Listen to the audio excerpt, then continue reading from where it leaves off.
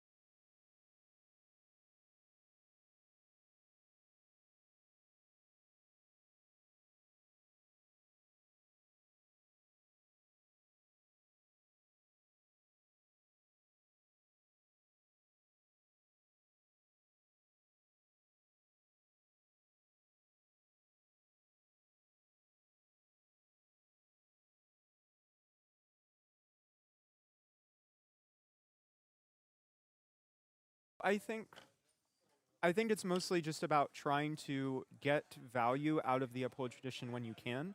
If you are looking more to fatigue the dash IO or put the burden on them to overcome your defenses, Sure. then an uphold tradition later in the game to give go again isn't actually that useful. Oh, and a boom grenade off the top and an undefended 0 to 60. Sure. Audience, I would like to say hello. I just found out we've been having some audio issues this entire time. So, Rhea, lovely conversation. So many good points you raised. But we are happy to be here and actually bringing you this. So now, as we are looking, it looks like Rose has gained an action point. And is that a steam canister that I'm seeing in play? So there is a steam canister that was played earlier in response to the Warmonger's diplomacy.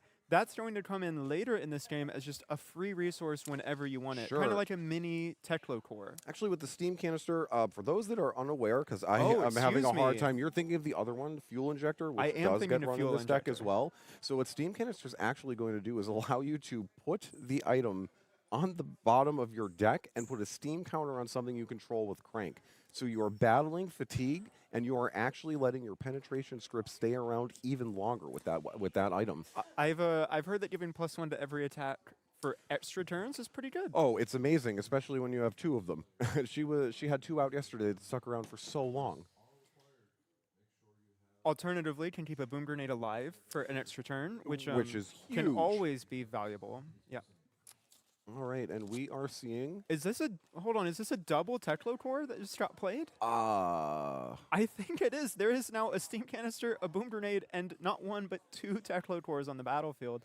Rose is set up for an incredibly powerful turn next turn. Oh, absolutely. Now, on the other side of the table, with only two spectral shields, Enigma's not having the biggest board state to necessarily protect, so staring down those items is a little scary. Or is a little less scary, I'm so sorry.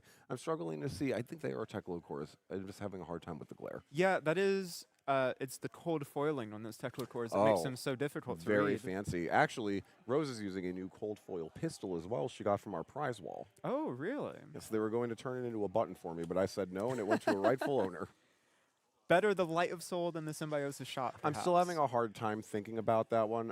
Chat, one of our counselors, Anna, was kind enough to bring a button-making machine, and one of our attendees was crazy enough to turn their cold foil Light of Soul into a pin. So Rose looking to block with the Crown of Providence on this special shield attack for 3.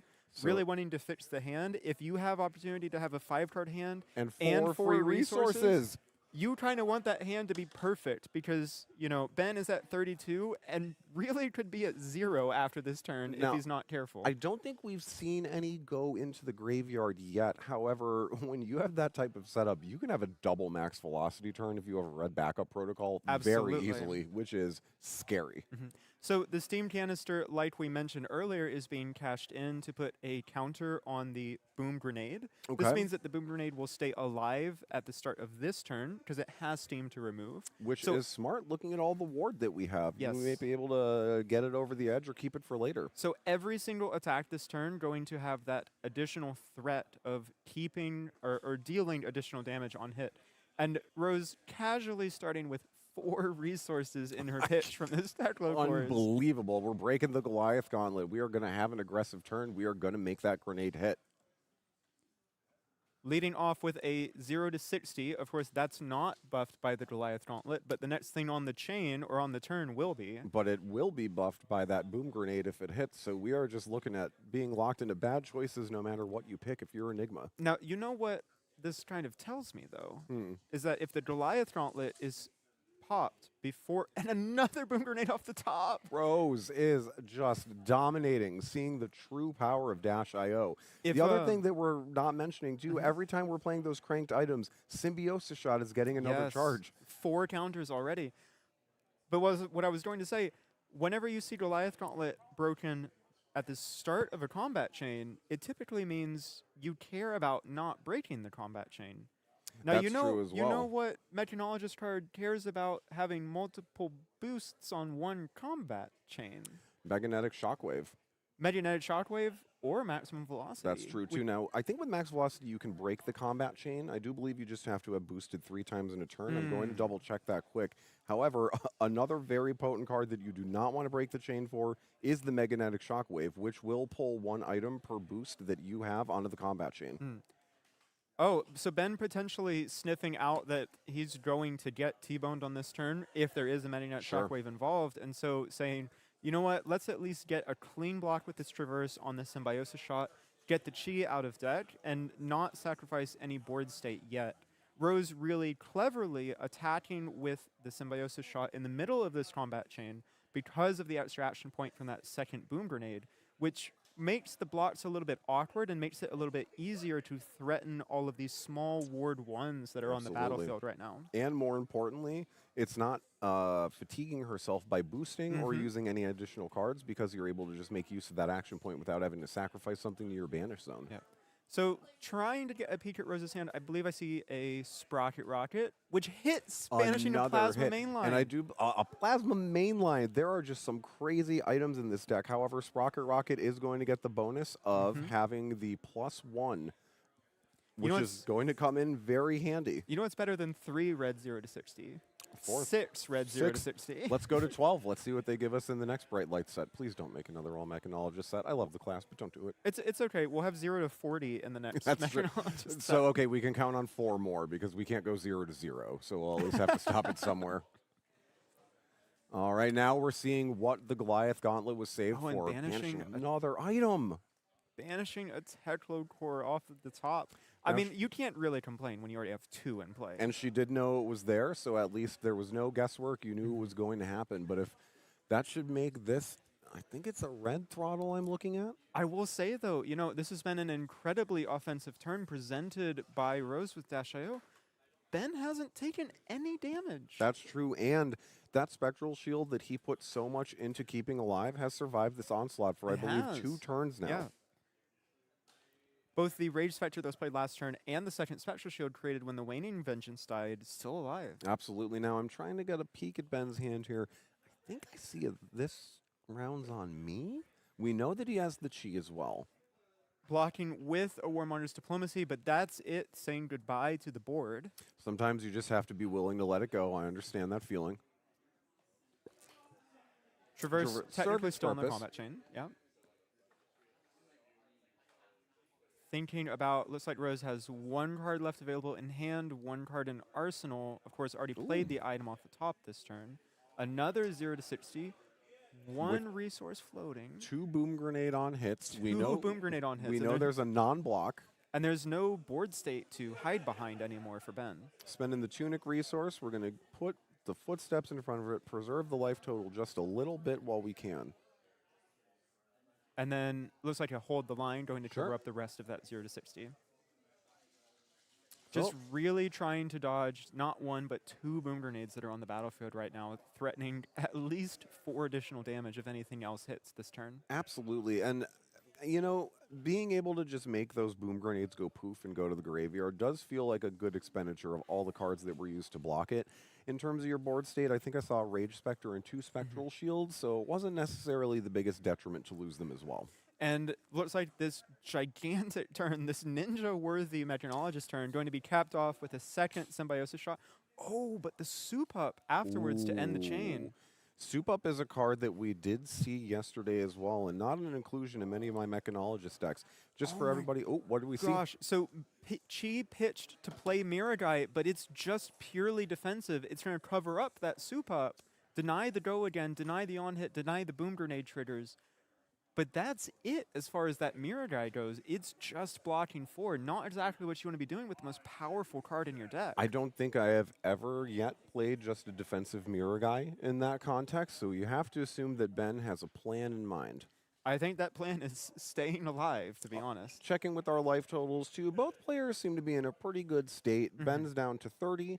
Rose is sitting at 32. Not a lot of damage getting across from either players, but Rhea, earlier, you did mention fatigue being an issue, and we may be seeing the start of that with how Ben is just playing his cards. We've seen a lot of threats go into the banish zone, a lot of threats in the graveyard as well.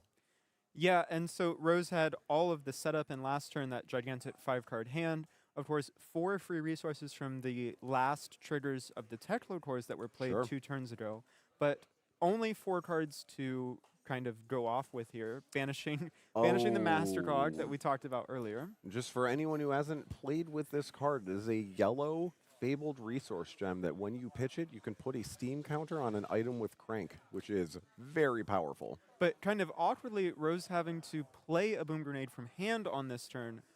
Typically, you want to pitch those or find them on top of your deck, and really don't want to draw them, or at least don't want to draw them on these smaller 4-card hands. Absolutely. You have to make sure that they connect that turn, because in order to play it and continue your turn from hand, you'll have to crank it, meaning it's not going to have that steam counter. Of course, there are ways to get around that, like the steam canister that we saw earlier. We've seen several. Spark of Genius. At this point, who knows what she's going to pull out of there?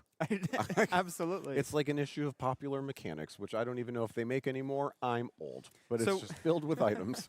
So we're likely to see something that can be cranked here. Otherwise, the Spark of Genius doesn't have go again, and the turn will be over. We do have the potential. I don't know if it's time to pull out a backup protocol yet. I think that's what Rose may be checking for. With backup protocol red, you get to spend 2 resources to get an item from your graveyard into your hand. Hey, look at that. There actually are 2 resources floating from the Teklo core. There are, and if you crank it, you will be able to draw a card off Spark of Genius and continue with your turn. The question is, because we don't have the exact deck lists here in front of us, we saw a backup protocol red played turn 0. I wonder if that's a one-of designed to be a search target, or if she has more available. I am going off of my flawed memory. I do believe I saw 2 yesterday, but more importantly, we see a penetration script, which means that every mechanologist attack is going to start getting +1. Now, this came in with the steam counter as well, so we did not crank it. So I think this is really heads-up play from Rose, just trying to set up larger turns going into the future. There are still things like high octanes available, and the pistol counters are getting set, stacked up again. I don't believe we've seen a single high octane this entire game pitched or banished, so you know that they're in there. And unlike when you're using your Teklo plasma pistol, Symbiosis Shot is free, so you just need the action points and you just need to have played items. This kind of does give Ben some breathing room to develop his own board state. Absolutely. 3 cards in hand. So it looks like it's going to be levels of enlightenment, pitching levels. So you get 1 mode. We may get a second if he can transcend. A card. Interesting. So potentially instant speed pitch outlets in hand.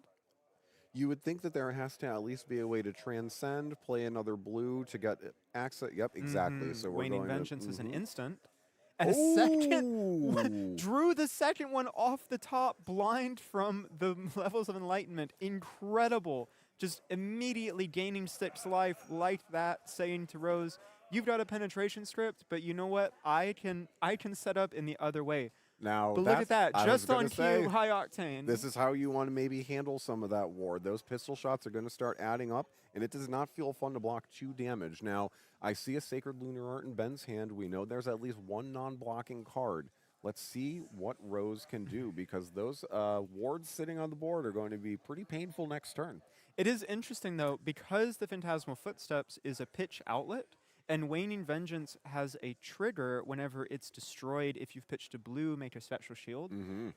Ben actually can kind of get 3 defensive value out of that non-block Sacred Art, because blocking 1 from Phantasmal Footsteps and then 2 Spectral Shields it creates just by being in the pitch zone. That is a pretty good observation. Waning Vengeance is not a card I play with in my Enigma deck. I like to focus a little more on the disruptive side of things, but it is a strong, strong contender for something that can make its way into the future.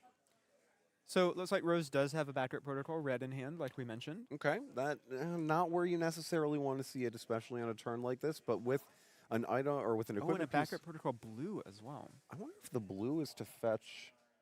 I'm not exactly sure what it's for. I know she's a fan of Blue Throttle. Ooh, unfortunately burning away the second penetration script.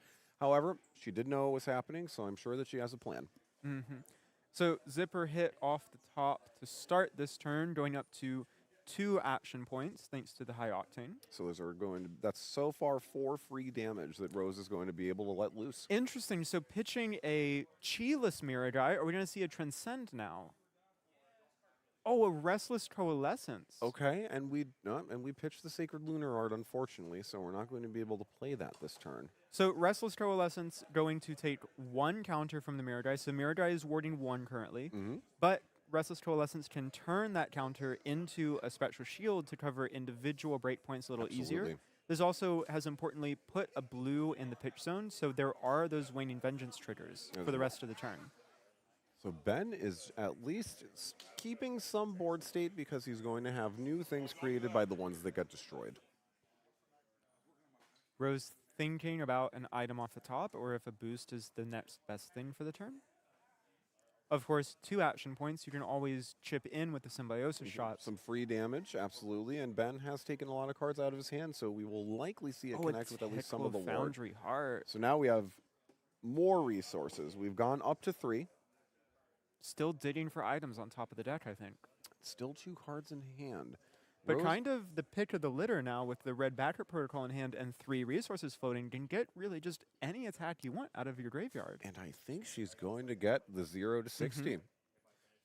0 for 5 in this case because of the penetration script with go again. So that'll also be another 2 damage from the pistol shot that'll accompany it because it's a high octane turn. And there it is. We're boosting.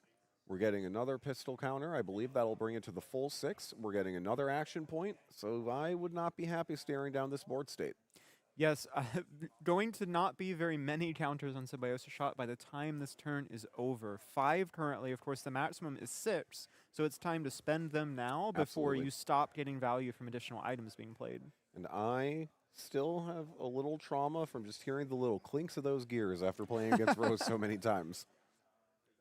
It is a very thematic way to represent your mechanologist items. It's a lovely signature way to do it. It's very Rose. It is the most Rose has a token meta. She's currently the only one playing in it, but she's also winning it. Because you can see it off screen, there's a little butterfly that only accompanies her mechanologist decks when she plays them. I don't see it when she does Kasai. So Symbiosis Shots going down to 1 action point, but cleaning up all of the Spectral Shields. This is really critical because it means Ben's going to have a harder time blocking breakpoints for the rest of the turn. Anything like a 0 to 60 for 4 or a zipper hit for 5 going to have to be perfectly blocked if you want to dodge a boom grenade off the top. Remember, we haven't seen an item from the top of deck this turn. Also, too, 1 resource floating, still some cards in hand, still an action point. We may see a couple boosts before we get to the rest of those pistol shots as well. We could. I think both players have 1 card left in hand. Of course, Rose does have a resource, but has already used Technical Foundry Heart. That's true. So you need it to be a 0 cost or a 1 cost if you want to boost an additional time. Which is not always a problem when you're playing a mechanologist. Seems like might just be 1 more Symbiosis Shot to end the turn. Absolutely. Ben having taken 1 damage this turn. We're going from 30 to 29. It is a good feeling as an Enigma player to just weather the storm and keep your life total. So ending the turn 27 to 29, but Dash.io having that relatively high life total doesn't really tell the full story here because Ben has been really adopting a defensive role in this game. Absolutely, and Reyes, something I just can't stop thinking about. We've seen haze bending. We have seen 2 Manifestation of Mirror Guy hit the graveyard. We've seen 1 Manifestation of Mirror Guy pitched on turn 1. My guess is that Ben is going to try to play the long game, wear Rose out of her threats, and then close out with that huge Mirror Guy. Yeah, so it's kind of interesting. Both players inherently have an anti-fatigue mechanism in their deck. Rose has the fuel injector and the steam canister to have perpetual Symbiosis Shots for 2 forever. Ben, however, has Chi that can be pitched to Enigma ability, which can create free attacks for 2 forever, while also defending for 1. It's true, and when it comes to Enigma, even though we have seen those manifestations be pitched or possibly blocked with or used, there's still threats that lurk in this deck, and when you're running low on cards, even just a Spectral Shield swinging at you every turn is just going to strip cards from your hand. Yeah, so Ben here having the double Transcend defensively, but importantly, one of these 2 Transcend cards is Rising Sun, Setting Moon. And by playing it and then the Homage to Ancestors, Homage resolves first, and then using the Sink Below effect on Rising Sun, Setting Moon, you can get that second Chi out of hand so that you only have 1 Chi in hand to pitch to Phantasmal Footsteps or activate Enigma ability, potentially making this hand better at blocking in the short term. Sure. I'm trying to see. Oh, it is a Fate Foreseen, so that'll give Ben just an opportunity to see if he's going to be able to draw something that'll help him next turn. And this haze bending kind of really an issue for Rose. We've seen that Ben has multiple non-token ward auras in his deck. So Rose is going to have to either devote a Symbiosis shot to clear up this haze bending, which makes a Spectral Shield unto itself, Absolutely. kind of giving Ben virtual 3 life gain. Absolutely. Or if it's ignored, Ben's going to gain who knows how much life as he continues to play things like Restless Coalescence and Waxing Spectre and that third Mirror guy as the game goes on. And when a lot of your plan is going to rely on multiple instances of 2 damage coming from that pistol, you do not want to see something that's going to consistently devalue that by adding more ward onto the board. Absolutely. Pulse Wave Harpoon coming in, only 2 boosts on the turn, so Ben going to have to show 2 cards here. Sure. And there are quite a few 2 blocks in Enigma, so he might be forced to block with something. He's going to show some chi. Not able to use that. For anybody unfamiliar, Pulse Wave Harpoon, each time you boost, your opponent will reveal a card from their hand. So and then you can pull it onto the combat chain as long as it blocks for equal to or less than what you've boosted. So 3 times, you'll see 3 cards and can pull a 3 block. All right, Ben is going to put the footsteps in front of it, leaving 1 floating as well. Doing his best Crown of Seeds impression, using Tunic to pay for an equipment that blocks 1. Really harkens back to some of the most powerful play patterns in Flesh and Blood's past. Oh, and then activating Enigma ability with... with the chi. Rhea, I looked away for 1 second, and Ben has 3 extra auras. So let me catch you up. Enigma ability was activated. That makes a Spectral Shield with a +1 power counter. Restless Coalescence steals that counter, and then can take the counter off to make another Spectral Shield. So really turning that into 3 permanents. Oh, and a third Transcend card in the hand. I haven't had a check to peek I haven't peeked the deck list, but I'm wondering if Ben's running a 1 of Cosmic Awakening. It's possible. It definitely would be quite useful in this particular matchup. Of course, this Stir the Pot kind of awkward here. So I think we might have been doing all of this in response to the Pulse Wave Harpoon. Just empty the hand out. Don't give Dash any value. But, this Stir the Pot going to go back to hand as chi, but Enigma is a once per turn ability, and the Phantasmal Footsteps have already been defended with, so there's actually nothing to do with this chi in hand except go into the next turn and then pitch it to attack with nothing, actually. You can attack with 1 Spectral Shield, but it doesn't have Go again, and it actually is free. You can activate Enigma ability, which is what we've seen. Put a new permanent on the field. Yeah. So we're going to see the 2 coming from Cosmo, allowing it. Of course, though, not really caring. The damage is free, and we take free lunches. Absolutely. What's more important here is adding another ward permanent to the battlefield. Which, from what we've seen, pitch, played, and boosted, will likely fully cover up something like a Boom Grenade that's remaining in play. Of course, Rose has a 5-card hand here, and has a 3 pistol shots on the Symbiosis counter. Right, I'm seeing on our other tables a game has ended. If you want to give me 1 moment, I'm going to go get a result for us. I would love to hear it. We'll bring that to you, chat, as soon as we know the result here on coverage. Another High Octane going off. So I just mentioned the counters starting to be added up on the Symbiosis shot again. Looks like it's time to cash those in. And the card draw from High Octane, meaning that this turn is going to be quite explosive. Starting off with a T-Bone, if we can find a second one of those, it's going to eat the Tunic this turn. Of course, the Phantasmal Footsteps can block the first one. Ben considering his options. Rose still has 3 cards in hand and 2 resources floating. So yeah, Footsteps, the obvious block here so that you don't have to give up your Blade Break Tunic. The question is, are we pitching to Footsteps or not? And it seems like perhaps no, but instead churning the counter on the Spectral Shield from last turn into another Spectral Shield using another Restless Coalescence.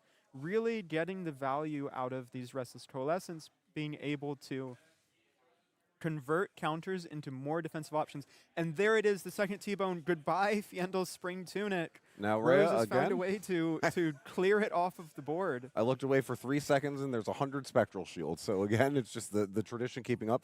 Just want to inform our viewers, in the Azuri-Zen match, it looks like Zen will be continuing on. Yes, congratulations to Ethan Eschel on to the top 4. Congratulations to Noah as well. This was his first major top 8, and he won last night's poker tournament. Oh, incredible. Yeah. Congratulations to Noah. I did not win. I got 5th. Better than me.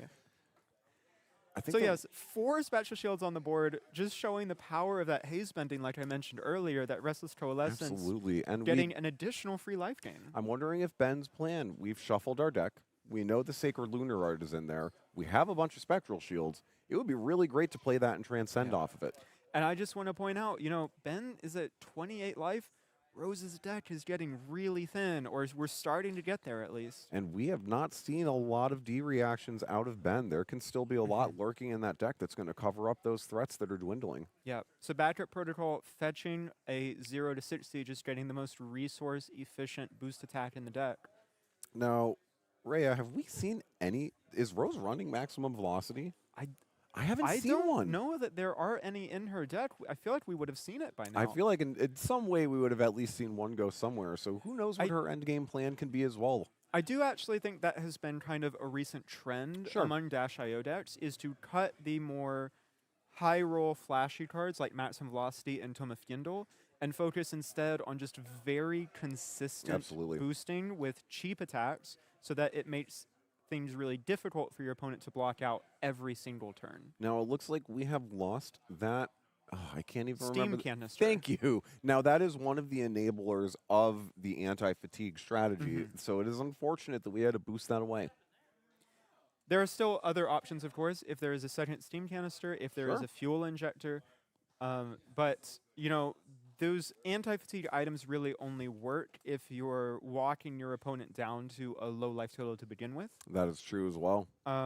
Ben's still at 28, so there's a lot of work to do here. Finishing a Pulse Wave Harpoon to throttle on this turn. Now, we do see a penetration script enter the pitch zone, which could be helpful later on in the game as well as life totals dwindle. Seems like some damage is going through at least. Absolutely. And just seeing that tunic gone hurts me. I'm just looking at that empty equipment suite. Enigma is only one of the only characters, though, that if your equipment side of the board is empty, it might mean you did everything right. Absolutely, yes. Kind of fitting for the Mysteria heroes, all about transcendence, to find some sort of inner peace and greater meaning and abandon their worldly possessions like their equipment as they ascend to a greater state. Absolutely. They've taken a full vow of poverty. Unless you're trying to build an Enigma deck in which you will take your own vow as well. Zen does it best, to be honest, because you can throw away the Zephyr Needles as well and just truly have an empty, clean board. I don't. Yeah, I've seen a double Zephyr Needle Zen as well here this weekend, so we might see it pop up in the top 8 depending on the matchup. So Ben going into his turn, just one card in hand. It is a Chi that got shuffled earlier from the Traverse, and so it's just going to be Major Spectral Shield, attack for 2. Okay. I think Ben has actually blocked with all of the command encounters at this point. There's not really any on-hits left in deck, and so Rose is thinking, might as well get some sort of block value out of Tekla Foundry Heart while I can. Preserve the life total while you can do it.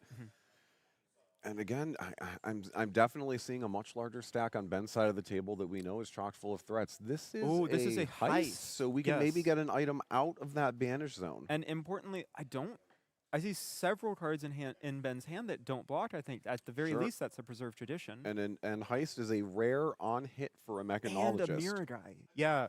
Ben's hand does not block very well, and this is a big threat on this ice. There's a lot of very valuable items in Rose's pitch zone, in Banish Zone, but the Sink Below going to block it out and potentially fix one of those cards that don't block in Ben's hand. If I were Ben, I would feel really good pitching that mirror guy right now because the stats going to come back. Oh. This is game-changing for Rose. If this hits, she's going to be able to get another item back. I also think Ben just sunk into, haze bending combined with the Spectral Shield, using the 2 resources floating, going to cover exactly 5. And haze bending, importantly, is Ward 4 right now because there's a mirror guy in that pitch zone. Normally, would only be Ward 1. Sure. Now, the thing to keep in mind with Heist is that if either of those connected, Rose would have been able to grab one of those items from her banish zone, likely a red boom grenade, and put it directly into play, I believe. Into play. Yeah. Straight into Powerful card. Extremely powerful card. Kind of exactly when you want to see it in the game as well. You prefer to have them later because it means that you've had time to stack up your banish zone with a lot of powerful effects. So actually exactly when Rose wanted to see them, and kind of unfortunate that Ben had exactly the tools in hand that he needed with both one Synced Below and a Haze Shelter to cover those two kind of awkward 5-power breakpoints. Ben got a little lucky as well that neither of those heists hit. If that penetration script stayed around one more turn like this deck was designed to do, we could be looking at a whole different board state right now. Looks like Rose is just going in with some boosted aggression. T-Bone not as threatening, however, it is taking those footsteps away from Ben and giving him the ability to at least deny 1 point of damage. Importantly, Ben didn't pitch to the increase the defense on the Hassle footsteps on the T-Bone. Sure. Probably signifies to me at least that the rest of his hand does block, and so he's comfortable just putting real cards in front of the boost attacks this turn. And now the third heist. Now this one might be a little bit harder to cover. If memory serves me, we've seen a non-blocking card in Ben's hand. And there's always going the possibility. To lay down one card. Oh, it's a Brothers in Arms and a Chi. That's not going to do it. That's 4 on 5. Rose gets the pick of the litter with an item from this Banish Zone. Boom Grenade or potentially a red backup protocol, depending on Rose's plan.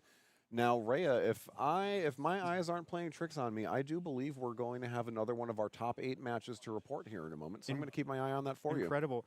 Rose really just has all the options. There's a Teklo Core, a penetration script, a lot of powerful things. Teklo Core looks like been pulled to the front of the pile.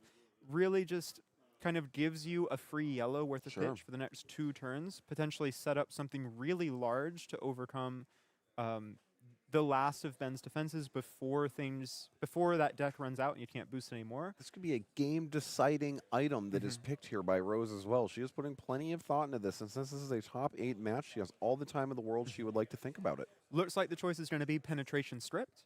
Makes a lot of sense. Getting a symbiosis shot counter and another an opportunity for the next turn to have additional breakpoints on all of the items. Importantly, not a lot of cards left in Rose's deck. Ben's at 20. There's an uphill battle to be had here. I think, finding out there are 4 cards in Rose's deck left. Not the position you want to be in, of course, especially knowing that there's a Mirror Guy just waiting to be played in there and the potential of a 3-chi activated Cosmic Awakening. There is always the option, yeah.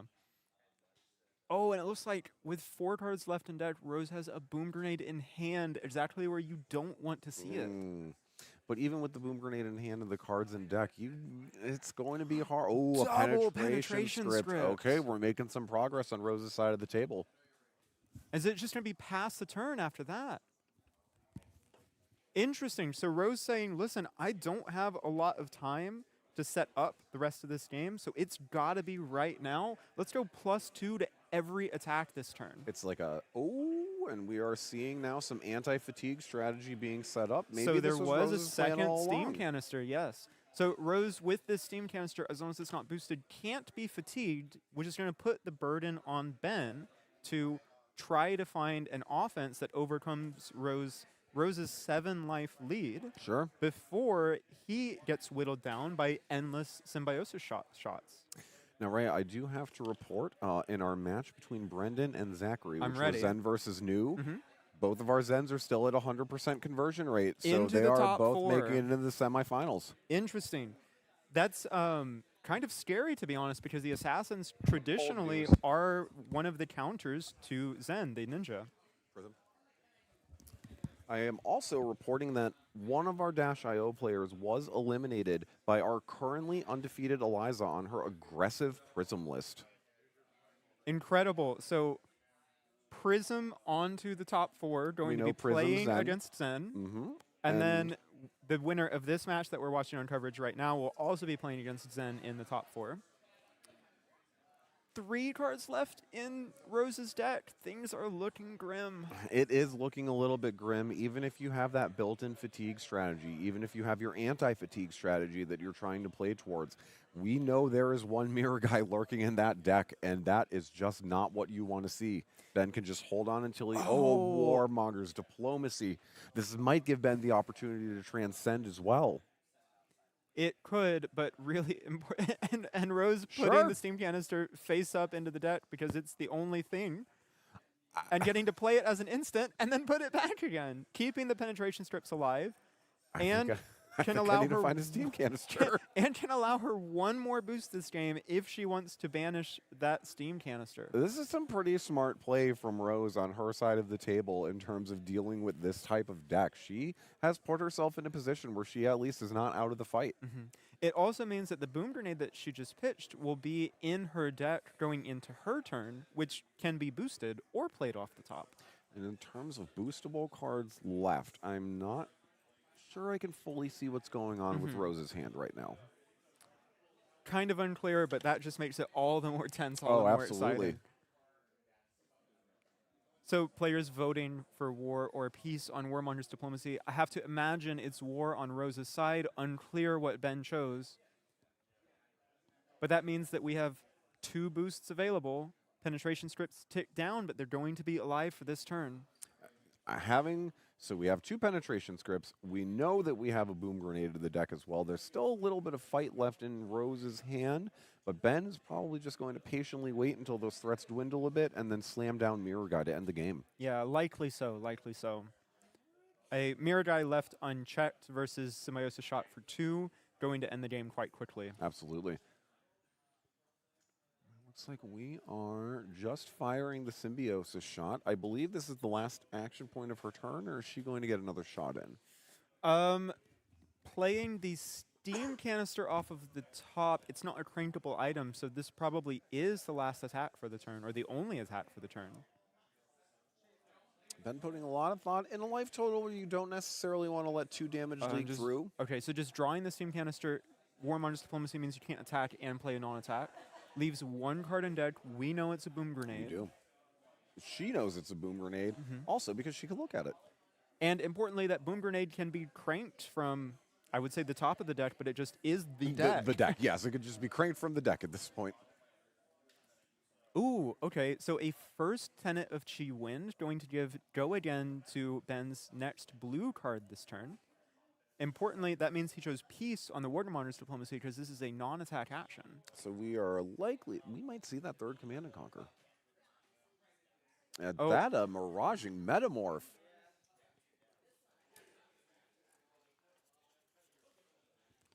All right, it looks like Ben has played a Miraging Metamorph. Now, that is a red 1 for 7, not necessarily what you are going to want to see on Rose's side of the table as well. We're going to get that value out of our last armor piece on the Teklo core. Now it looks like Ben's thinking, trying to figure out exactly what he's going to be able to do with his next action. Oh, I do believe we have a judge call here, so we are just going to wait a moment while this resolves. Now, Rhea, we were talking about the future matchups that were coming up. Again, you're somebody who's familiar with Prism. You're familiar with what I would call a more traditional Prism list. What are your thoughts about this aggressive list going in against a Zen? I think this is what it was designed to do. Absolutely, yeah. I've done a lot of thought experiments with this, actually. I just haven't been brave enough to do it.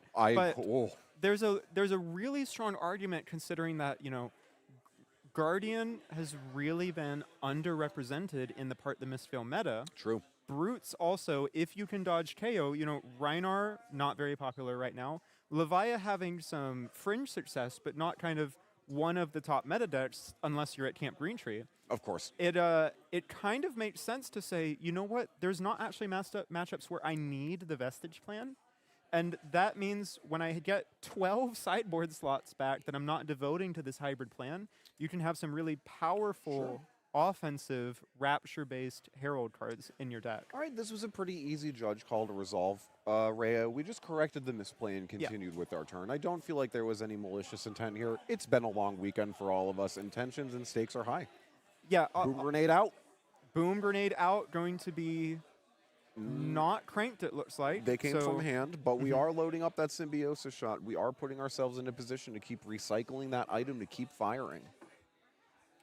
Importantly, that leaves Ben with a 5-card hand, so it's time to see how many threats he can commit to the board on this turn. I see a Command and Conquer. I do see a Command and Conquer. I think I see a Transcend card.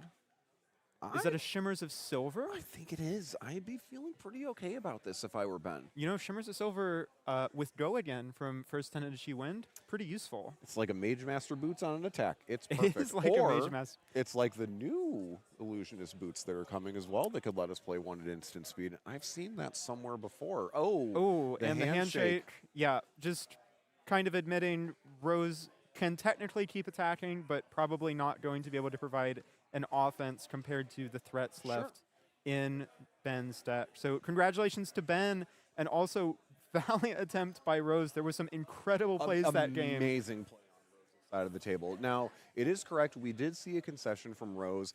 Rose is a smart player. She's been playing this game for a long time. She knows when the situation is just stacked against her. I appreciate that she was able to at least recognize that, and she should be very proud of herself, as should everybody, for her top 8 finish this weekend. Absolutely. So we have our top 4 decided for Camp Greentree. We're seeing 2 Zen. We're seeing 2 Illusionists. Oh. It's going to be a showdown in top 4. We will be back soon with one of those games to show you. We hope you'll be there as well. Catch you soon.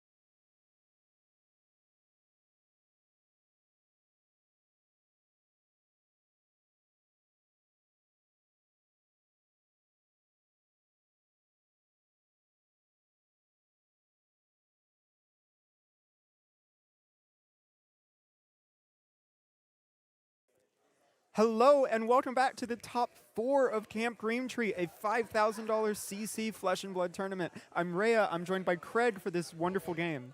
I'm really excited to be here, Rhea. We've got Prism versus Zen. This is a matchup I'm super excited to be casting with you specifically because you are a Prism player. You have a reputation as really elevating that hero. I've been known to play a little bit in the past, yeah. And I've touched Zen. I've dabbled, so I know a thing or two about tigers. Perfect. Well, it sounds like we're well matched to cast this game. Is that a tiger pun? Perfect. Perfect. Yeah, I don't feel good about that. But what I do feel good about is our top 4 standings. We have this matchup, and we have another Zen versus an Enigma, which is super exciting. Illusionist and Ninjas. We could get a mirror in the final, or we could get an Illusionist head-to-head matchup. Yeah. Either way, an exciting narrative to follow. Absolutely, and we actually, for this game, have the deck lists here in front of us, and there is some spicy things going on here. So I am counting not just yellow Angelic Wraths in Eliza's deck, there's red Angelic Wraths here. And is that going to be +4 or +3? +4 as an instant. You know, you thought that Iron Sun Response was good, needing Reprise, +3 at red.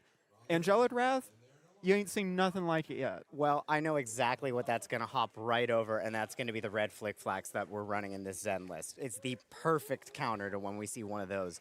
And we'll see if they get sided in. I think we'll see them in this matchup, and it looks like we're starting with a double Art of War hand. Just checking over the deck list here, because it's kind of interesting. We see the Dreamweavers presented by Eliza. Only 3 poppers in Ethan's deck, just the 3 Command and Conquers, but still that arm slot going to provide some peace of mind that once the armor suite has been chewed through, or there's an Angelic Wrath to go over the top, a critical Herald like Herald of Erudition is going to be able to be forced through without any chance of being popped. That's right, and when we have the Empyrean Raptures out on the field, not only do we have an instant ability to give our Angels go again if we need it, we also have the ability to really just begin to set up our board as fast as possible so we waste no time with aggression.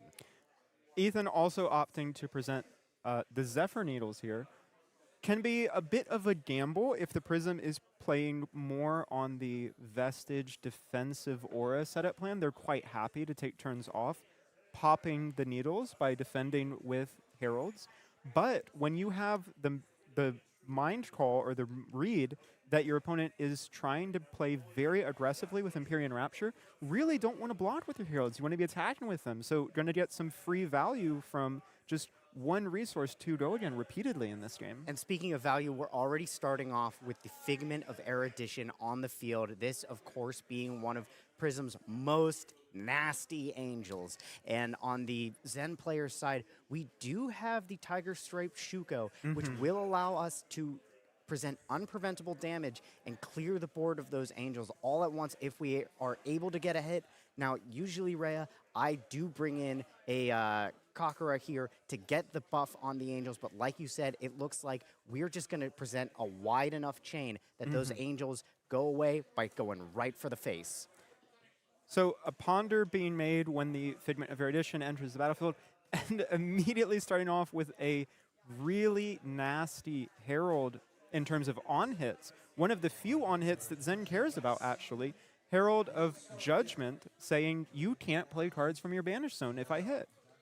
That's right. That's not going to affect the Tiger that we get in hand, but it will affect our combo card that we tutor. So we're not going to be able to go fully for a Bond's turn here. We're going to have to play the hand we're dealt, and I think we're feeling good about that as we do see several Art of Wars in hand. This is a huge start for both players, honestly. So Eliza's starting the game, 2 Soul, 2 Figments on the board, and having a Ponder for a free arsenal, but even double Art of War turn incoming with a Tiger to banish. This is going to be a ridiculous start for both players. Really exciting stuff. Not only do we have the Tiger, we have the follow-up of the Mauling Key, which does present additional damage on hit. So Ethan, Here he's deciding to go to 29 because he's got a hand that says, you know what, I'm going to be able to make another tiger at some point. Let's just see what we've got. But either way, I've got 7 coming at you. It's turn 0, by the way. Ethan just took 11 damage on turn 0. I mean, when you have a hand with 2 Art of Wars, can you really argue against it? I mean, you know what? I can't.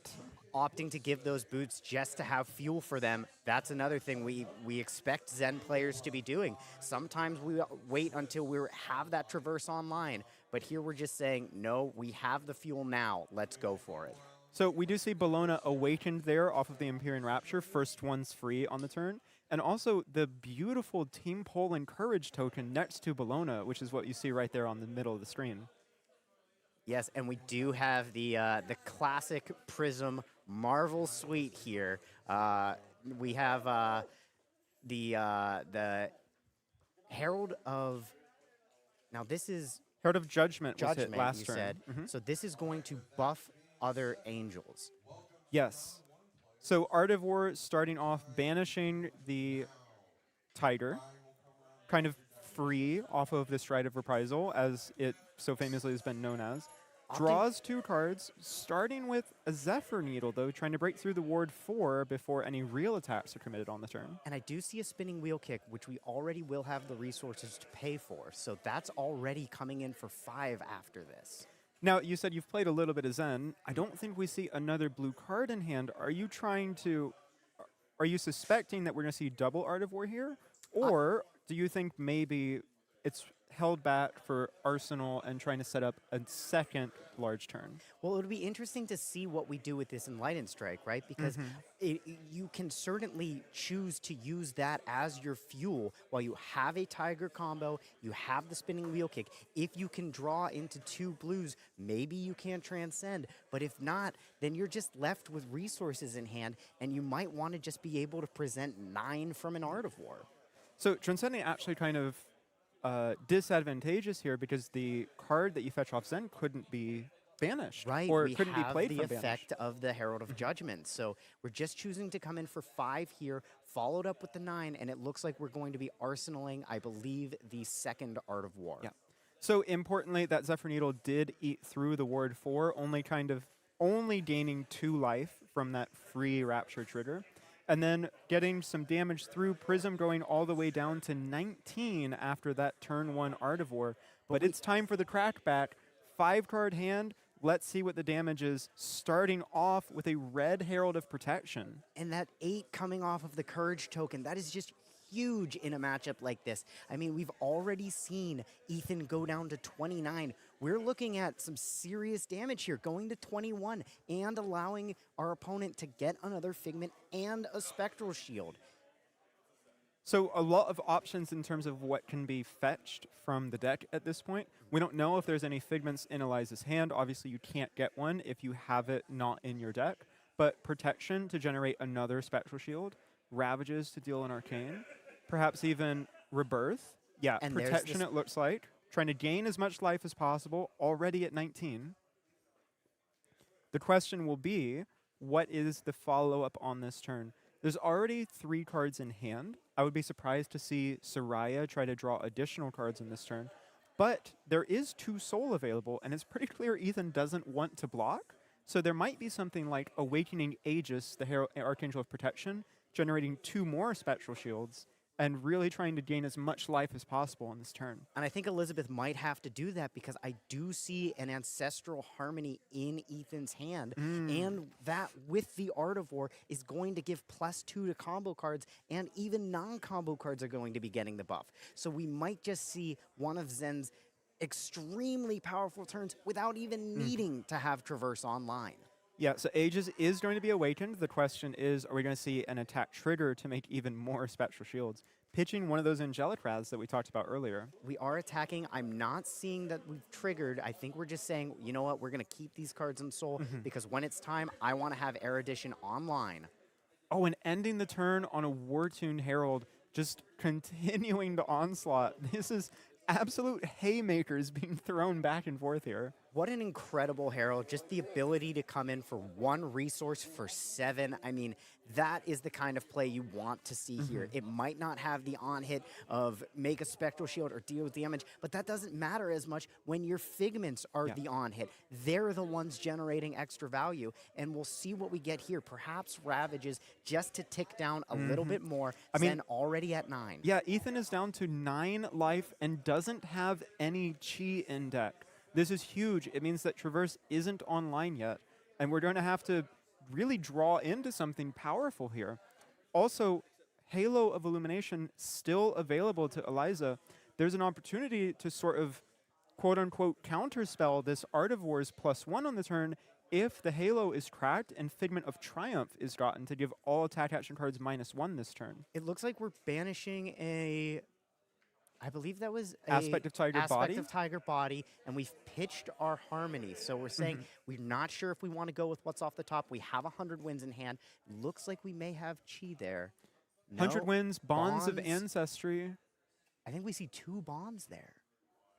This could not be ideal. This could be a devastating turn for Ethan. We're starting with the Zephyr Needle. Yeah, just immediately giving up those 2 Spectral Shields, but we've had first Zephyr Needle. What about second Zephyr Needle, Craig? Well, I think we're going to get it here, and you know what's crazy is we might not have to block at all, and still, Prism is known for being able to generate what may look like a 4-card hand turns into a 7-card hand very quickly with this hero, especially when we have Erudition already on the field, and we're following up with the Enlightened... Levels of Enlightenment. Levels of Enlightenment. Blue Enlightened Strike is what I was going to say. Two modes of enlightenment. 2 modes of enlightenment, in fact. So go again and draw a card scene there. And we have the follow-up with the 100 wins into an Aspect of Tiger Body.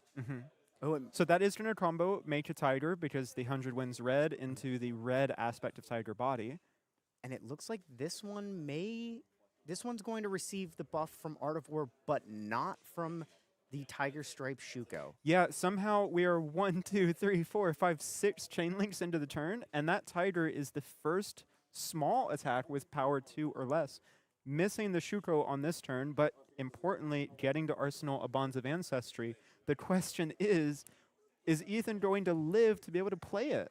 And it looks like he's looking here if he wants to extend the chain. I think he rightly is seeing that if he doesn't draw a Command and Conquer here, the chances of him making it through the next turn are quite slim. When we have Herald of Ravages online, we have the fuel in Soul to just begin to melt down, especially when there's no AB presented. Yes, no AB presented, but also drawing 1 Command and Conquer isn't even an out on this turn. Those Dreamweavers are still sitting on Eliza's side of the board. You're right, and if we even wanted to give our Traverse the Universe to make a Zen State token, we haven't transcended yet this game. So this is still looking quite tight for Ethan here, as we may draw into a handful of no blocks, and there's two no blocks. We have 5 blocks the hand in total blocks for 5. This is disastrous. Starting on a Herald of Triumph, you couldn't even pop this with Command & Conquer if you wanted to. And it looks like, I imagine we're going to be giving the Shuko here. The follow-up here, though, is going to be devastating. You wanted Chi? There's Chi, at least. That is an option. So, actually, you can make a Zen State here just using the cards in hand to potentially survive. The question is, you have to present some sort of offense as well, or else Prism is just going to snowball with the ward allies that persist across turns. And Ray, if you transcend here, get the Chi in hand, are you giving your Prism opponent too much information when they already have a board state set up? It's entirely possible. Of course, the Empyrean Rapture activation isn't free until a Herald has gone to Soul this turn. That can be done with the Halo that we see. Seems like... Oh, so just correcting, the Aspect of Tiger Body should have been banished, not go to Graveyard that from is the Art of War last turn. Ethan really thinking about blocks here. Of course, he can prevent this Herald of Triumph from going to Soul if he gives all of the cards in hand that block and equipment. And but really a grim proposition either way. And if you give the equipment, the best thing you might be able to do after that is that transcend to get the Zen state before the chain is closed. But if you're doing that, you're giving most of your hand, and you won't be able to get that Bonds of Ancestry out of Arsenal. So it looks like we are going to eat most of the equipment and the Tiger Swipe. The Angelic Wrath go over the top. Oh. Is that red Angelic Wrath? I think that it is. What a blowout here. Oh. Herald goes to Soul anyways. You get the Figment anyways. You get the free Awaken anyways. And Ethan just spent half of his equipment and half of the cards in hand that block. If there's any follow-up, this is devastating. And we could see the Erudition awakened here just to keep cards in hand, but do you even need to when you have the Ravages on the board? It depends on exactly how much life Ethan is at. Now, not entirely clear what color that Triumph and that Angelic Wrath was, but he certainly took blocking 7 at least 2 or 3, which puts him in the 6 life range. At 6 life, certainly, I imagine either would present lethal eventually because you have Go Again on those Angels. And there's a full hand. So, Eliza just did spend 3 cards from hand to force that through to hit. But with at least 1 card left, you can Awaken and attack with Soraya, draw 2 more, and keep going. So it looks like Ethan is at 5 life. 1 Angel Swing isn't going to cut it. We're going to refill our hand. Mm-hmm. And we'll see what we're drawing here, and it looks like another Herald. We have the resources floating for a War-Tune Herald. We'll see what the follow-up is and how Ethan wants to handle this. I mean, I'm going to be honest. I saw Herald of Ravages in hand. We have 1 resource floating. Unless a great library was drawn, I think this might be game. Ethan thinking about if there are any outs. So it is actually entirely possible that Prism whiffs that 2-card draw, which is what Ethan is thinking about. If there's something like a Figment, 2 Figments drawn, or a Figment and a Passing Mirage, anything that doesn't present an offense after this, but it's going to be the War-Tune Herald. There is the War-Tune and the Fist Bump. What an incredible game, Rhea. I mean, we've been talking all weekend long about the Boogeyman Zen, but here we have our undefeated Prism player showing that if you master a class, especially one as much complexity and raw power as Prism, it doesn't matter what kind of shadows lurk in the corners if you can bring the light. Yeah, I mean, really critical, I think, the fact that Ethan's hand was so good on turn 0, they weren't comfortable blocking, really, and taking 11 damage on the first turn of the game. And truly, Rhea, if you have a hand with 2 Art of Wars, a blue, and a non-attack or an attack action, how can you blame him? The chances of drawing 2 more no blocks with Zen is high. Incredibly high. Well, so that decides half of our top 4 bracket. We will be seeing Eliza, the undefeated Swiss Prism, going into the finals of the Camp Greentree $5,000 Classic Constructed Tournament. We're not certain of the result of the other top 4 match, but we will bring you that news as soon as we possibly can, and we will have an exciting finals for you in just a minute.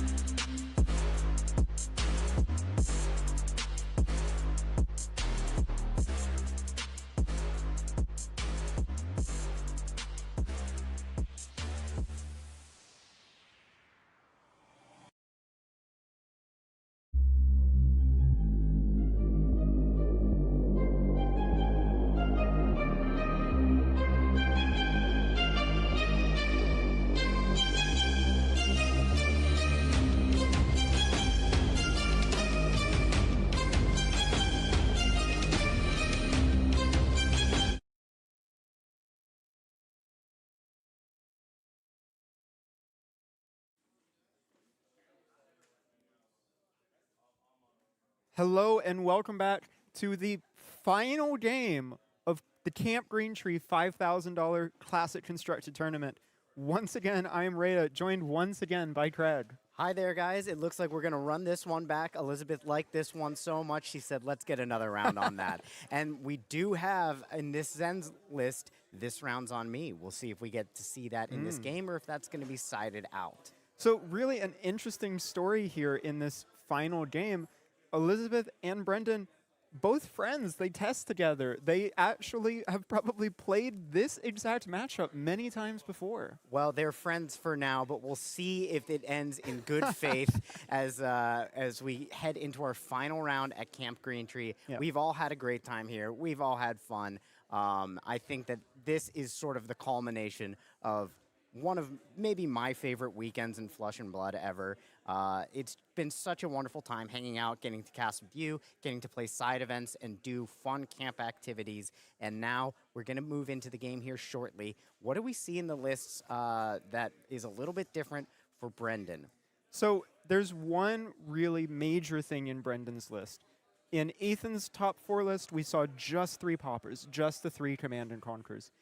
Brendan has double the amount of poppers. He also has a playset of Weakest Link, which not only are 6 powers, they can destroy attacks with Phantasm, also an incredibly powerful on-hit against Prism because she has those critical Figments that don't block for anything, and definitely you don't want to discard them. And it's not just Figments, Rhea. It's also our Angelic Wraths. Absolutely. It's our auras that we may get to see in this matchup. There's certainly multiple hits that you're not going to be wanting to take that Weakest Link head on and give your Zen an extra card. And as far as Eliza's deck go, it really is just about those Angelic Wraths. We saw on the final turn of our top 4 coverage game just how important those are to push critical on hits over the 7 sweet block of equipment available to Zen. Really, it's just going to be about, can Eliza see those Wraths at critical times, and can she catch Brendan with hands that don't block very well, like what we saw in turn 0 last game? And one of the things I'm most interested with this matchup is going to be, do we see the needles presented again? Or are we looking at a Kakara matchup? So far, we haven't shown the equipment. You could always slide them under. You could always, you know, stack them on top of each other. So it may look like on stream we have 1 weapon and we see 2. Very slyly, got to present all of your arena cards in one pile so that your opponent can't tell how many it is. That's right. I always put my equipment under my hero because he's wearing them, or she. Oh. You know, I think that's the correct approach. But the one thing I know that is wrong and illegal is a box. You cannot do a box. But here we go. It looks like a standard loadout for the Zen with the Zephyr Needles. Importantly, white border, and that will affect the game. White border and both right-facing, really making some strong aesthetic decisions here, Brendan is. Now, this, I'm sure, is quite... Oh my goodness, turn 0? Dreamweavers into the Herald of Erudition. Elizabeth is saying, give me armor or I'm going to absolutely pop off here. What a power play right off the bat. What an incredible way to start, and without even taking a moment of hesitation. You might think in a lesser Prism player, you have to weigh the cost, but she says, I've got it, you've got 3 blocks, I'm going to need that Shuko, please. And goodbye to the critical anti-damage prevention piece of Zen. That's not the only Herald on this turn, though. There's also a 7-power Herald of Triumph. Zen getting to block with the Weakest Link. Oh. No transcending for Zen, no setup, no hand filtering either. But importantly, Eliza didn't get an Arsenal out of that turn. So already, no Arsenal, no Soul, no Figments. Already a very different start to this game compared to the top 4. And I'm sure Eliza's happy to have taken away that Shuko, but you have to know that on Brendan's side, it hurt to see that when you had the Weakest Link in hand. Look at this, though. Another Weakest Link in hand. And we're starting with a Descendant. So Descendant, really critical card to get into the graveyard. Also a Levels of Enlightenment, and I believe that's a Transcend card, is the 4th card in hand. We're pitching the levels. It looks like we're just going to come in with the Weakest Link. Red Descendant here attacking for 3 go again, but really what's going to be important here is the follow-up of an on-hit, very real, very, very real against Prism. And let's see what we have in the hand. We're giving the hand here. No. So there are we're taking the hit. There are no blocks in this hand. So actually, one of the rare opportunities where the on hit doesn't matter against Prism, you do still have to reveal the hand, show your opponent what you have. But when it's a pile of 4 heralds, you can feel pretty comfortable to just say, I've got the ability to attack twice in its turn, and you can't do anything about it. And importantly, we're going to get a chance to set up, though, is that a blue Ravages in pitch? I think it might be. We do run blue Ravages in this list. I can't imagine you would snap no block the weakest link if you didn't have a source of go again. Brendan also really critically now has a Transcend card in Arsenal. The moment he finds a satisfying blue to play, he's going to have Chi available. And it's only turn 2. And I think we already have that as we see an Ancestral Harmony in hand. This is one of Zen's favorite cards to be able to play as long as the Transcend card doesn't require a target. Some of them will specify that you have to target an attack. So if this is something like a Rising Sun, Setting Moon, where you're just able to craft the perfect hand off the top of that, we could be seeing one of Zen's premier classic turns where they just throw 100 at you and see what you're able to block.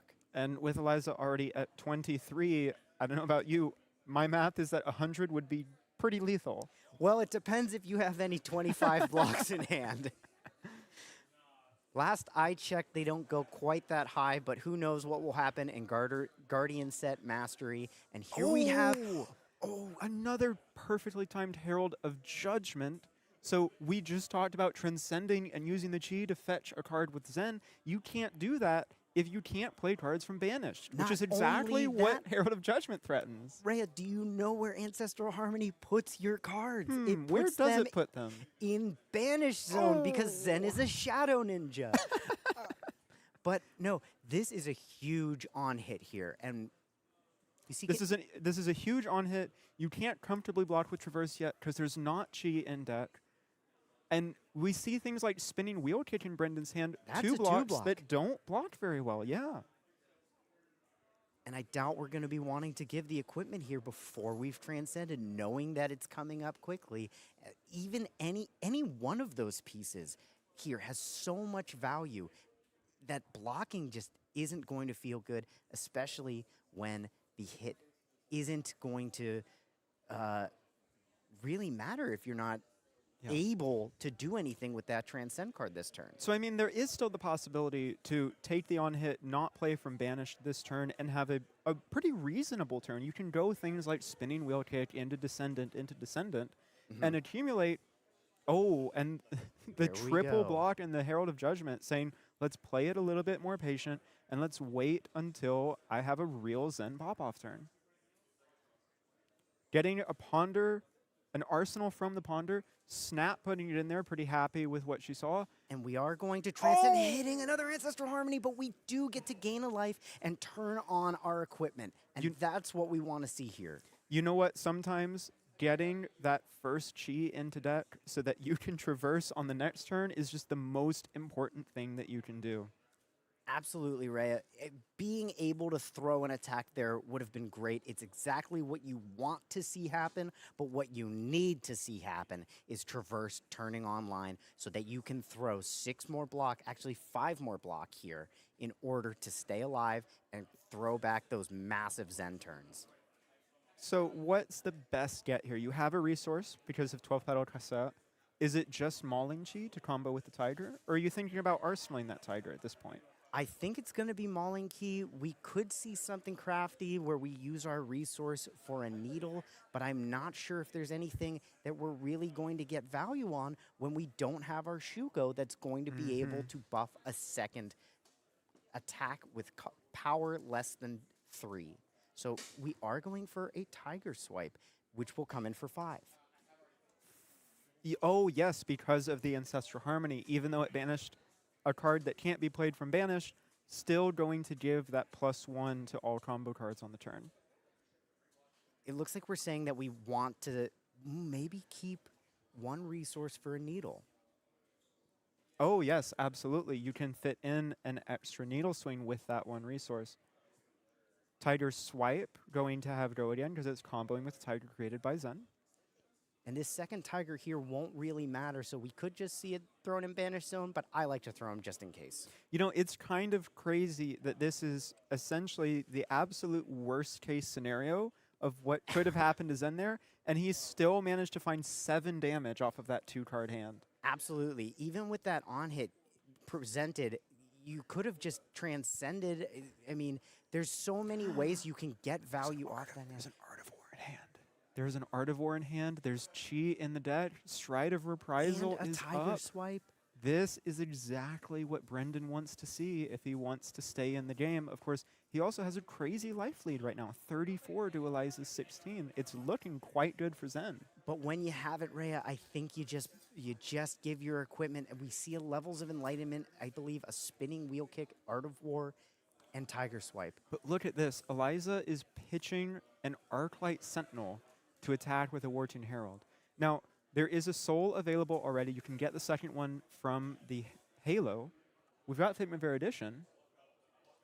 This says one of two things to me. Either that Arclight Sentinel is the only yellow in Eliza's hand, or there's another one being played.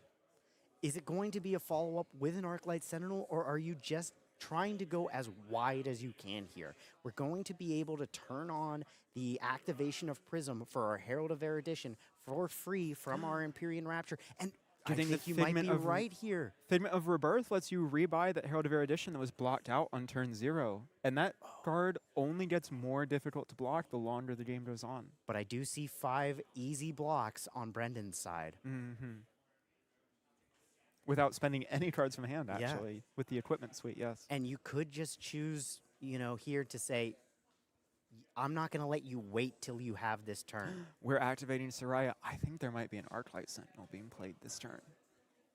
We could see the infamous Arclight Sentinel loop coming up shortly.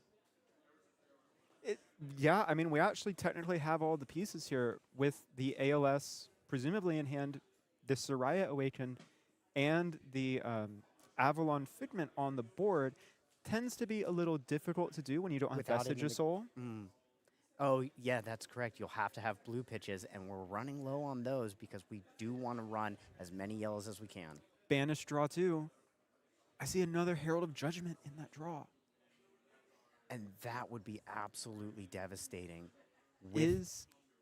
Yeah, absolutely it would be. Guess what? The 5 armor block does not cover the Judgment for 6. But with 1 resource floating, is it just a Herald of Judgment to follow up, or is there something more impactful? Even a Judgment with a Wrath at this point would be pretty brutal, to be honest. Now, we didn't see the Halo activated last time we saw this. We didn't. Is there any world where we do that here? So typically the Halo is...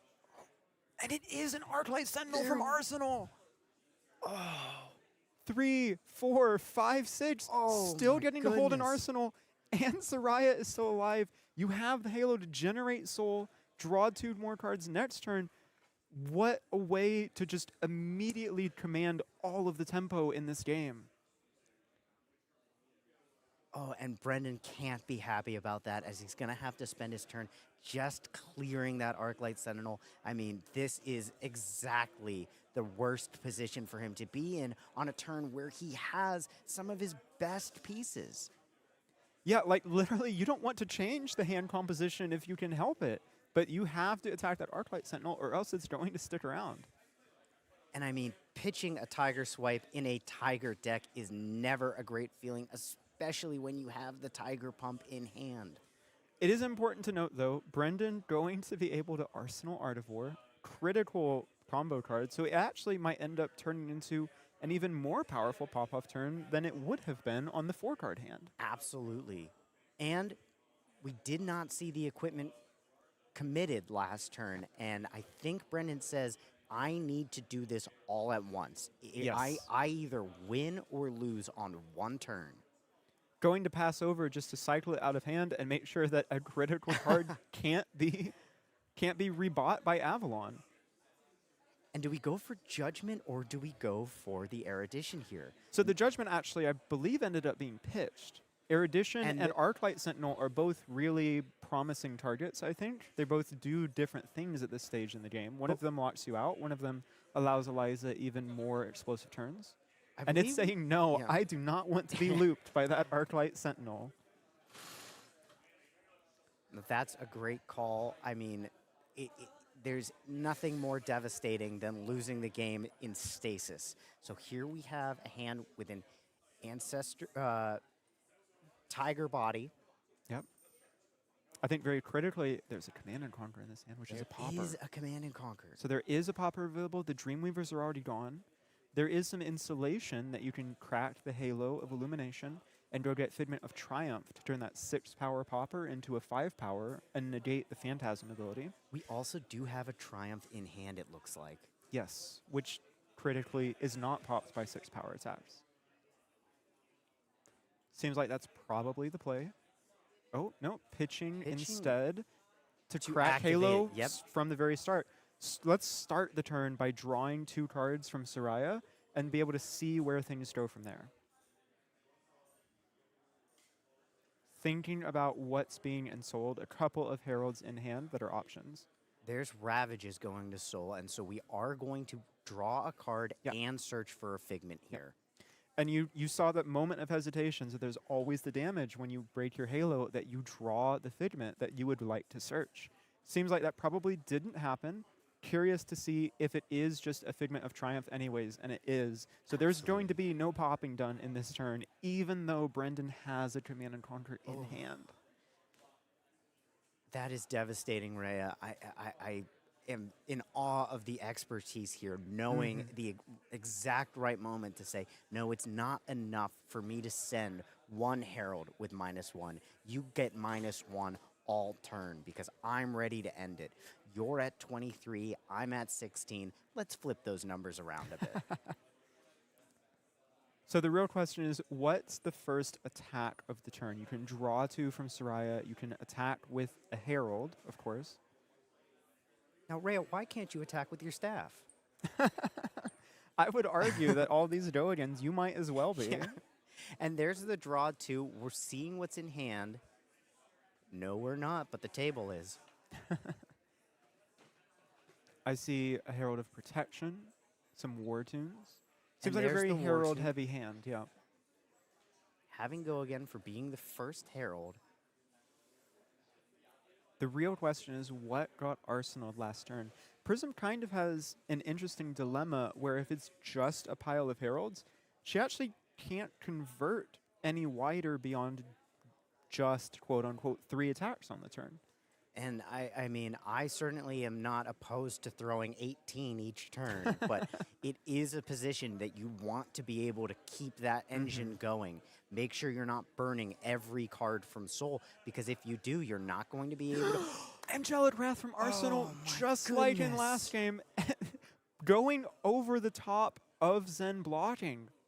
Going to get critically that first card put back in Soul. Seems like Brendan maybe wasn't happy with the hand composition, decided to take a little bit more of an off turn, but punished for the block. I don't think there's any argument that can be made that that is not the MVP of this weekend here. So far, undefeated in Swiss, perhaps off the back of Red Angelic Wrath. That is an incredible play. And just like that, life totals are tied 16 all. With Prism, with Eliza very clearly in control of the game. Brendan has access to that Art of War, but it's not going to be very functional on a 3-card hand. Eliza is building this board state up little by little, or maybe even not. I mean, we've had 3 Heralds or 2 Figments enter this turn, and there's a potential for another here. Dissolve Reality, taking away the Art of War. Oh my God. Getting a Ponder token as well. What a blowout. You could not ask for a more perfect answer to the situation. Brendan now has a 2-card hand facing down another Herald on the turn. And I believe he only has 6 block in hand, and with that Courage token, is this coming in for 7? I think this might be a protection for 6+1 is 7, yeah. At this point, the burden is on Brandon to kill that Soraya before it keeps drawing even more cards next turn, because there's Soul available. What an incredible game so far by Eliza. I mean, this is just absolutely breaking the narrative that we've heard that Zen is the top dog here. I mean, it could not look more favored for Eliza here. Certainly has been just commanding the board state in both the top 4 and the finals so far, really putting Zens in awkward positions with these important on-hits like Herald of Judgment. And not wasting a single resource. A lesser Prism player might say that I can send just this one Herald of Triumph, and if I'm in a position where they pop, I can get use out of my boots here. But no, we're getting every point of value we possibly can. There's a fly on the board. I feel like a fly on the wall watching this game, to be honest. Brendan really concerned about even, are you supposed to blot here?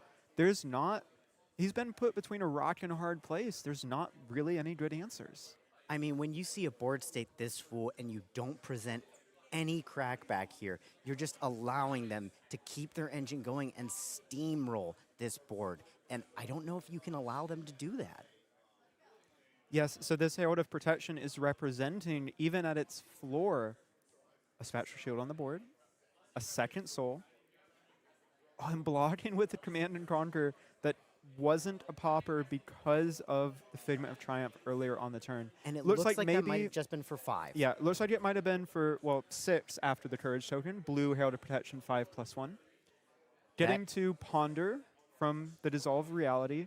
Of course, Brendan also going to have access to the Ponder, but unless he gets quite lucky, whatever he draws off the top, probably not as impactful as an Art of War would have been on this game. 2 no blocks already in hand with the Jade Tiger domain, and I believe that was Passover? No, it's Path Well Traveled. Path Well Traveled. Yeah. Starting off, let's just keep drawing cards. Why not? If it ain't broke, don't fix it. Intellect 6, I heard, is pretty good, by the way. All right, so we've got 4 go again to start the turn. We've got 3 Figments available. We've almost certainly seeing 2 more Heralds this turn. We're officially entering a stage in the game where Prism is going to threaten lethal every single turn. Not only that, we have a Triumph and we have an ALS. There are so many possibilities here. Arclight Sentinel in hand with 6 cards in hand, 5 cards in hand, excuse me, is kind of disastrous for Brendan. I mean, the only way it could get worse is if we have another Dissolve Reality and we just keep this turn pattern going. Thinking about the next action on the turn. So not only do we have 2 no blocks in hand, we have 100 wins, which is only blocking 2. You know, it's always a bad sign when Prism pitches Herald of Erudition, because it means that whatever else is coming is even worse somehow. What does Brendan's hand block for in total? 5? 5. We have an aspect of Tiger Body and 100 wins. So total on the board, we have 10 block. And Brendan is at 5. Brendan is at 5 to Eliza's 16. This is looking pretty dicey, I've got to say. So getting a Herald of Figment of Protection off of that first Triumph hit. Critically, that is a second soul if we want to awaken another angel with the free Rapture flip. And with this many cards in hand, I just don't see how you can manage to not present 5 more. Yeah. So critically, the Figment of Ravages is in pitch right now. So you don't have that out on this turn cycle to close the game with arcane damage, but there's an Arclight Sentinel available. I think we'll figure out a way to get there. I mean, we have seen Brendan just locked down these last couple turns, just absolutely pitching the ALS. We've got better things to do because we can present lethal. So Brendan can block this out. It will require all the equipment and 1 card from hand. But, you know, he has the ability to double Transcend. It could end up being quite a real turn for Zen. We still don't know what that arsenal is, and that's going to be key here. This list is running defense reactions. There are sync Could be a belows in sync this below. list. And we are going to use our our traverse the universe here and our boots. And looking at that Artivore that was bottomed by the Dissolve Reality. Okay, so we're getting one free flip from the Rapture from earlier in the turn, but that Herald of Judgment going to be blocked out. 2 cards left for Eliza, arsenaling one of them and passing the turn, but Zen has made it through the turn with a 6-card hand. We're about to see kind of Brendan's last chance to really establish himself as a player in this game. And we do see an Angelic Wrath in hand, so there is a no block. Critical, like legitimately huge at this stage in the game. We've seen it do such incredible damage. So here we go. Here's the double transcend. And the on-hit from the Tiger. It's going to take out one of our angels. Well, we have the Spectral Shield. So there's the Spectral Shield right now, yes. But this is going to be a lot of pings for one. Really annoying to block when you're trying to keep ward allies alive. And at this point, with all of this ward on the board, do you need to block when you already have your opponent down at 5? You can get quite far with just 1 or 2 of these angels. Yep. It looks like we only have 2 here so far, but keeping Soraya around will be absolutely key. Yep. See the power of the 12-petal Kasaya there, making 2 resources out of thin air with the double transcend. I mean, at the minimum, that represents 4 damage from the 2 needles. And we have it looks like 100 wins. 100 still. wins, 2 Tigers, and 2 Chi, combined with the unknown Arsenal card. Now, Really Rhea, just... If that is a Tiger swipe, we are looking at a massive turn here. Absolutely insane turn, especially considering that the allies can be targeted safely. There's no opportunity to halo for Figment of Ravages because it's already on the bottom of the deck like we saw last turn. Yeah, there's no outs here. Damage is coming in. There's no trickery here. It looks like we're coming in for another Tiger. Okay. So the real question of this turn is, what is the Zen activation?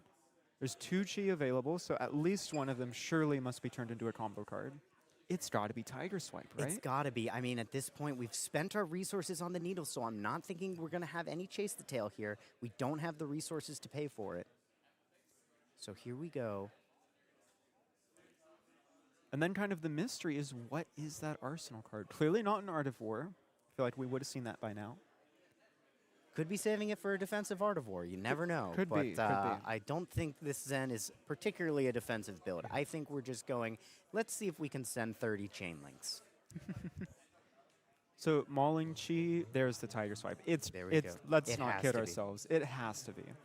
This is 4 power, on hit, make 3 Tigers, all of which attack for 1. And we know there are no blocks in hand. We know there are no blocks in hand. There's no soul, so you can't pitch a card to awaken 1 Figment and defend for 4. But you know what you can pitch a card to do? You can pitch a card to give Empyrean Rapture ward and to activate your boots on a block. You can. That will get you 2. But still, this Tiger Swipe is going to take 2 cards from Eliza to block it out. Of course, 12 life, do you even care? Or do you call Zen's bluff that, you know what, you can't present lethal to me. I don't need to block. It's hard to say. I mean, at this point, you've already lost your board advantage, so the rebuilding could take too long. Or you have, if Eliza has her yellow card and 2 War-Tune Heralds, a 3-card hand is 14 there. Yeah. All right, here's the Tiger Swipe. 4 power. Really need to block it out. Excuse me, there's 4 Tigers available. So this is 4 power, on hit, make 4 Tigers. They all attack for 1. 0 for 8, not a bad card. Now, we do know that the no block in hand that we're seeing is another Angelic Wrath. It is. If there's a Herald in Arsenal and enough pitch to pay for it, we could be looking at another situation where we go over the top.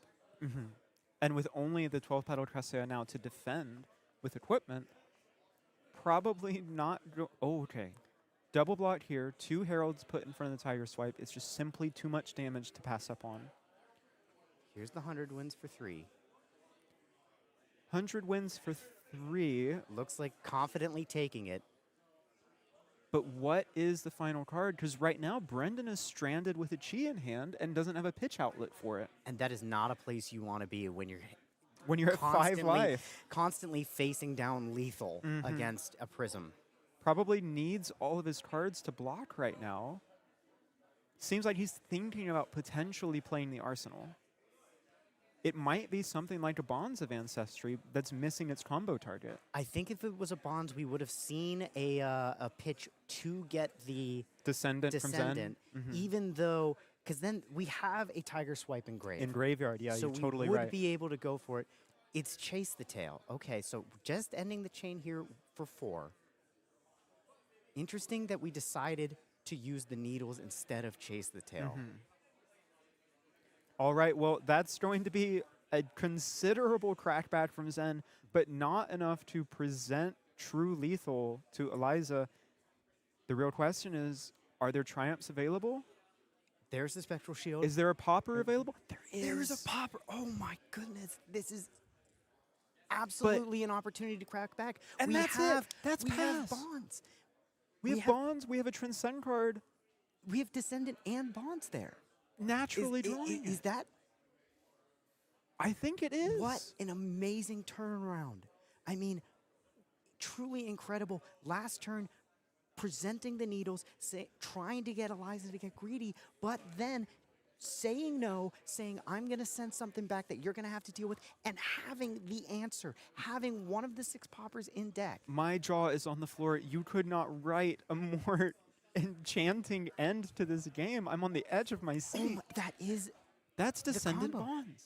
This naturally drawn Descendant Bonds.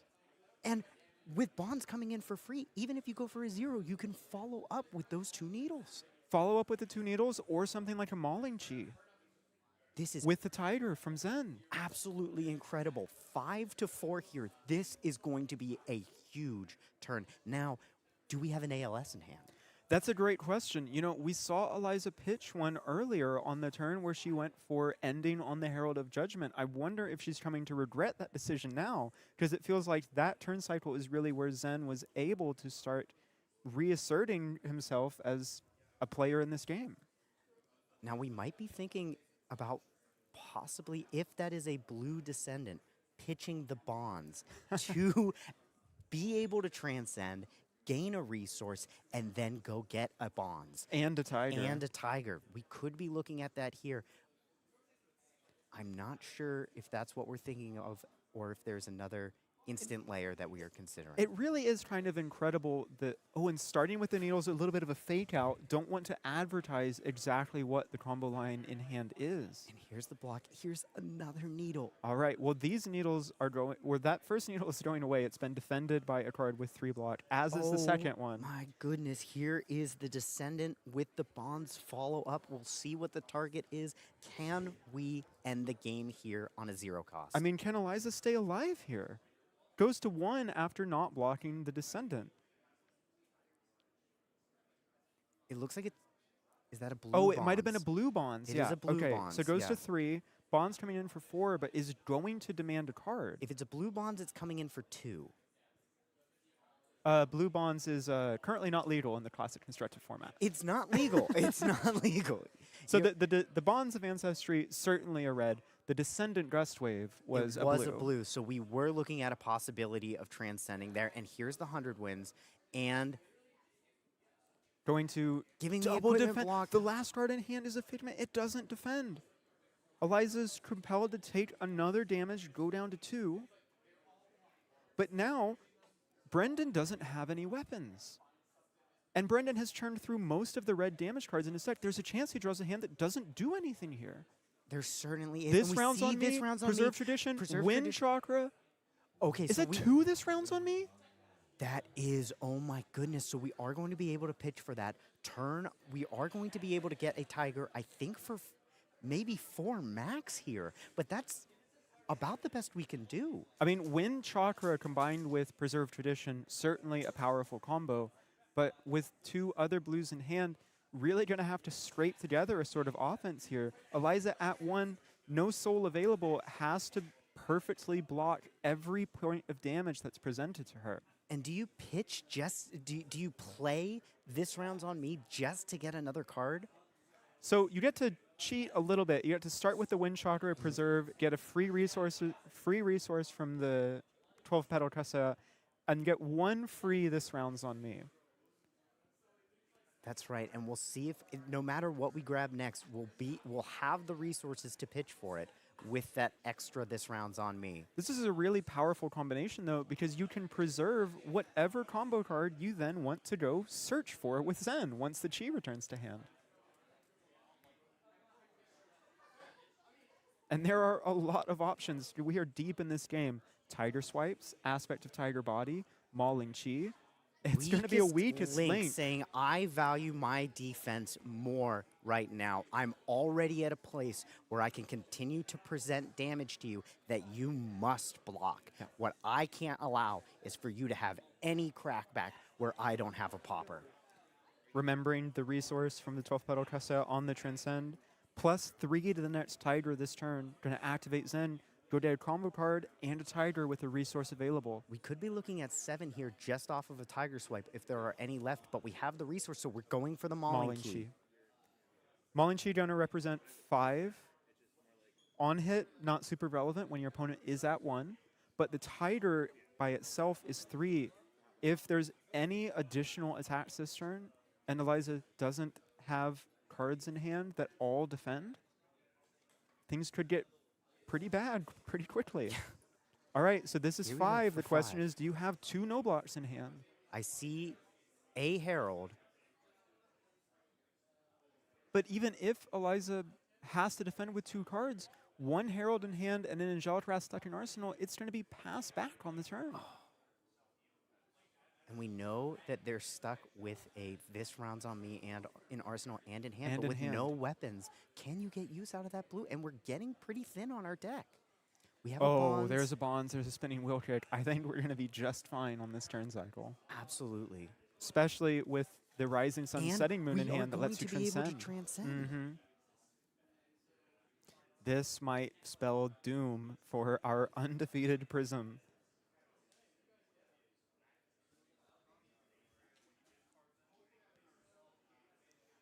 Thinking about what is the line to take. Of course, Eliza now has 5 cards in hand to defend, but if any of them are Figments.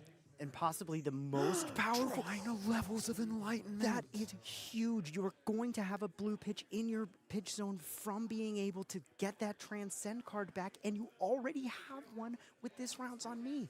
This could be just 5 go again, followed up with any number of 4 attacks in hand.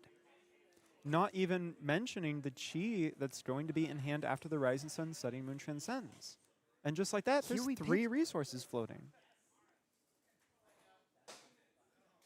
My goodness, this is absolutely incredible. So the ability to come back in this game when I'll admit, Rhea, I counted Brendan out far too soon. I never count Zen out so long as they are not at 0 life. Kind of an age-old adage for both illusionists and ninjas. I have a lot to learn here as I saw a board full of angels and I thought... Hold on, are there combo cards left? There is. There's one Descendant and left. We have a Bonds in hand, so this is absolutely... This turn is going to be Descendant, Bonds, Spinning Wheel Kick, Wheel Kick, Levels of Enlightenment. It's insanity. What a comeback for Brendan. No cards in Soul, so there is no way of activating those. No, those Figments are they're very shiny cracked baubles right now. What an incredible, incredible mastery of this hero. Brendan now having to consider just how many Bonds targets do I have? Kind of just the pick of the litter. Honestly, with 3 resources floating and the fact that Bonds is going to be free off of a Descendant Gust Wave, does it matter what you pick? It hardly matters. I mean, Descendant into Bonds, Spinning Wheel Kick, and ending the turn with 5 draw a card. Yeah. There are so many options here for Brendan. Or even 5 go again. You know, you might as well keep the combat chain going. Why not? If you have anything else to throw, you might as well throw it. So, first attack of the turn going to be that Descendant Gust Wave. Let's start the bonds chain. This, I think, is just for 1, but when you are at 1 life, 1 is just as important to block as 3. What an absolutely insane hand. Yeah. I mean, starting the game in a position where having these cards too early could have put Brendan in a place where you run out of gas and you allow Prism to just steamroll. But here we had them exactly when we needed them. Brendan checking if there are any red 100 wins left. It looks like he has 1 left to go get off of this Bonds of Ancestry. That having to put 2 cards in front of this Bonds to defend. And we have the resources for every card in hand. I think this might be the writing on the wall. 3-0 again here. 1 card left in Eliza's hand. And we're looking at least 5 damage. And there's the spinning wheel kick. Lethal. And there's the handshake. Oh my goodness. Congratulations to Brendan Jones, the Camp Greentree $5,000 CC tournament champion. What a heroic run. We're going to have Brendan back here in after a 2 or 3 minute break for an interview. We talked to him earlier. He was feeling good, but against an undefeated opponent like Eliza, you know the pressure was on. You know he was feeling it that whole game, losing the ability to pop heralds when it mattered, losing Art of War in Arsenal. There were just so many places during that game where things did not go Brendan's way, and with a mastery of the deck, came back and was able to close it out. Just truly a roller coaster of finals. I can't imagine a more exciting way to end the weekend. We are going to go talk to Brendan. We will be back to say goodbye to you as we close out the stream. Thank you for watching. See you one last time in just a minute.